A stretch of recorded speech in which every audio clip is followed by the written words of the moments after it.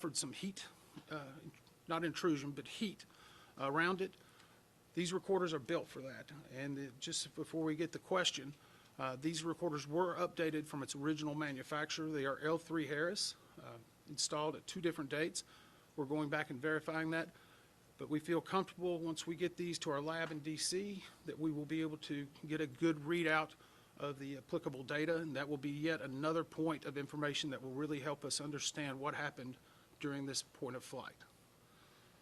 So I would ask, though, if you have the opportunity to let the public know, we know there's a lot of debris out there.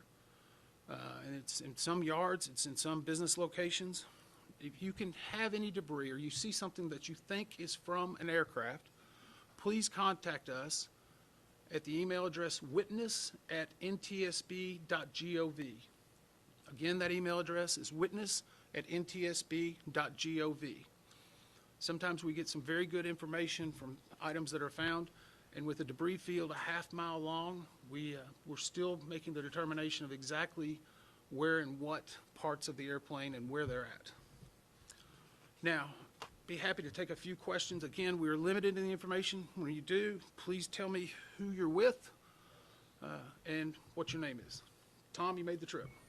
Thank you, sir. Member Inman, can you talk about a photo that we've seen and video as well of what appears to be an engine sitting on the side of a road or on the road? Is that, in fact, do you believe that's the #1 left side engine? And separately, you talked about the black boxes that you've identified them, and they should be able to withstand heat, but can you describe what they look like and what, if any, marks, sear marks, black marks there are on those black boxes?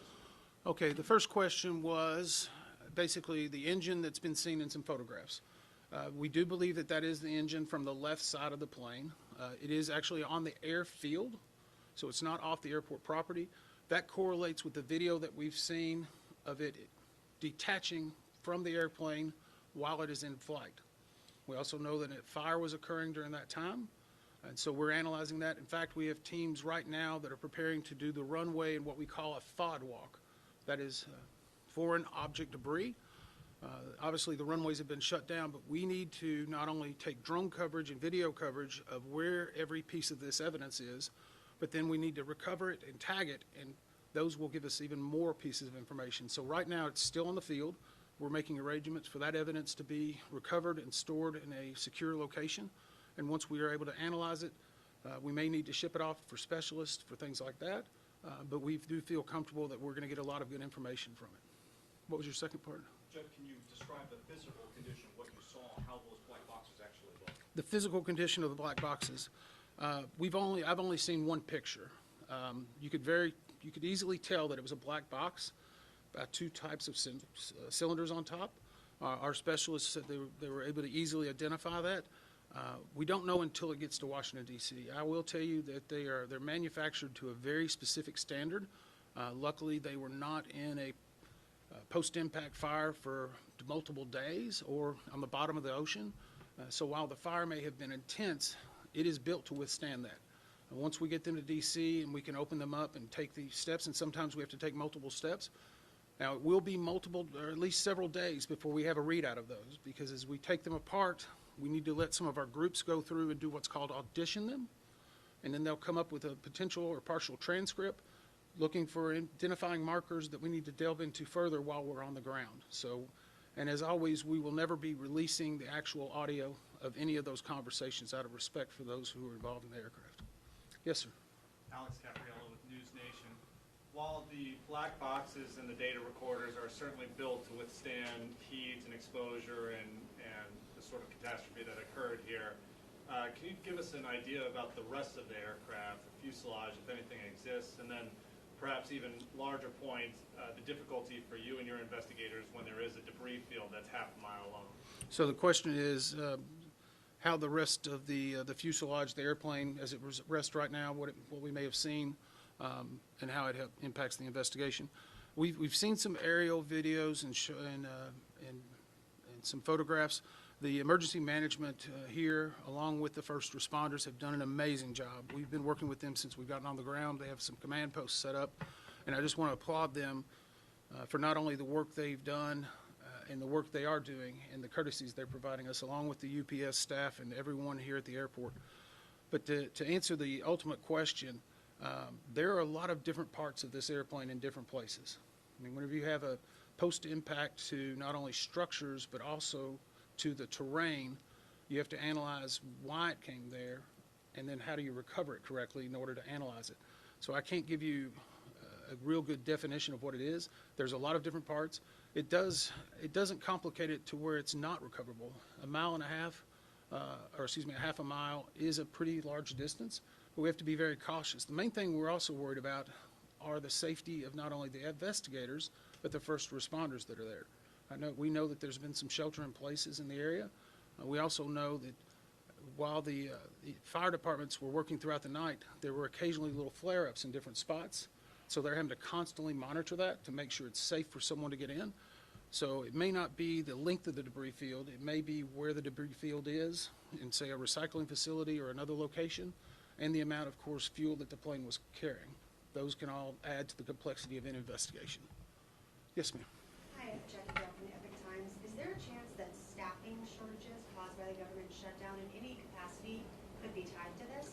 So the question was, are we aware of any staffing shortages because of the government shutdown? We are not at this time. SDF Tower, from what we can see and what we've been told, was at a proper complement. I don't have the exact records, but I will put you to the fact that we have formed groups in areas that we're focusing information on. We have not formed an ATC group. We have specialists in that, but at this point it has not elevated itself to the point to where we feel they need an entire working group. And I would go back to the same thing in regard to the shutdown. Our investigators have been working since the day it started, the shutdown occurred. I've been working every day since then. We've only recalled a few individuals yesterday just to handle some of the logistics of our travel and our movements. But we have everyone we need and then some in order to make sure we're performing this investigation. Yes, sir. Dave Mattingly, Wade News in Louisville. I'm looking for some context. How rare is it that you see a plane with this much fuel on it going down and creating the fire that we saw here? Okay, so the question is how much fire in regard to this fuel load, and how in the United States we don't see it very much, which is great, and it means that the recommendations, we've made over 15,000 recommendations in our 65-year history. We have about an 82% success ratio. We have a mantra that used to be in front of our training facility, and it's from tragedy we draw knowledge to improve the safety for all. And so for every tragedy we've had, we draw more knowledge, and we try to learn from that. And we hope that we don't repeat the same mistakes. So in this case, I'm sure we're going to learn some new things. We're going to make some recommendations and some findings. What they are yet, we do not know. But I would say a freighter that's fully loaded, that's going to Honolulu, is going to have a large amount of fuel. And that obviously was part of the post-accident response. Yes, sir. What's the rotating speed of a fully fueled MD-11? How fast is it going to take off? The question was, what is the rotation speed? Takeoff speed? 175, 180? I don't have the exact figures for you. I apologize. I'm not a pilot. We will be looking at that. Typically, you're looking at speeds in the 150s to 180s, 190s, but I don't want to give you a definitive number because I would be guessing. And some of those are based upon exactly what's occurring at what point of flight that it's occurring. So there's a lot of different things that go into it in addition to the weight and balance. All of these have been mapped out over decades to specifically know how much thrust and speed is needed to obtain lift and to achieve it, and if necessary, to do an emergency diversion. So we've had a lot of experience with that. I don't know at this point if it will be a factor, but it's certainly something we'll look at. Yes, sir. Dylan Lovin, Associated Press. Was this flight delayed, and was maintenance being done on this flight before Tacoma? So the question was this flight delayed or was maintenance being done before that? We, as part of the maintenance group, they will be going back and looking at every aspect of maintenance that was done on this plane and how many cycles since it's occurred. To date, UPS has indicated to us that it was not delayed and that there was not maintenance work done immediately before. Now, again, that is information that we will still collaborate and independently verify, but at least by first glance, we do not see that happening. I know it's been reported some places, but we have not found something to lead us into looking at an immediate pre-takeoff. Two more questions. Yes, ma'am. Are you aware of any airworthiness directives that were out regarding MD-11 or the engine manufacturers? The question is in regard to airworthiness directives regarding the engine or the actual aircraft. I'm not aware of any. We go through a very regimented process of things that we view and try to review: maintenance records, airworthiness directives, advisory circulars, service bulletins. To say that there's none would be probably very unlikely, because an aircraft that's been flying for that many years could have had multiple different generations. It will be something that we'll look at. We'll be confirming whether the work was done or how it was done and who did it.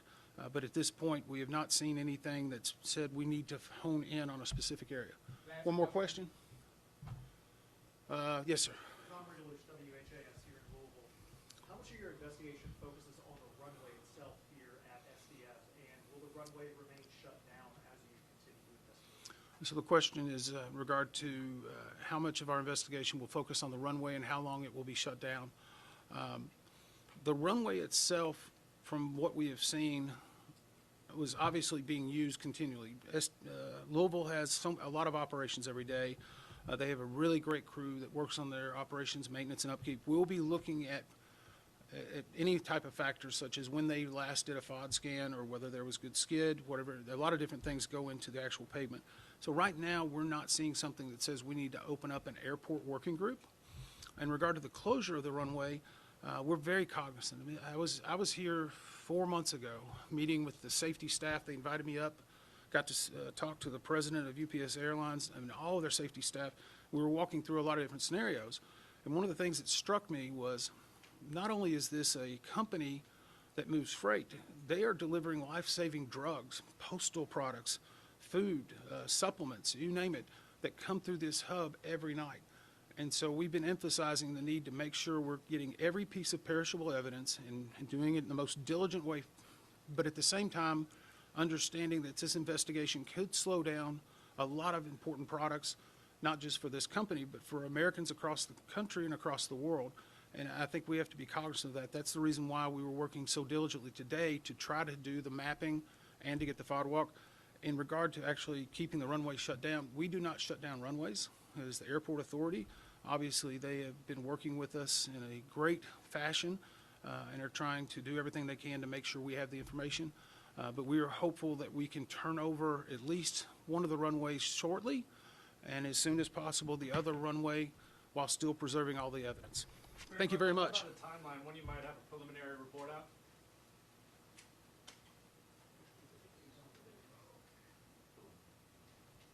It'll be about 30 days for the preliminary report. Thank you.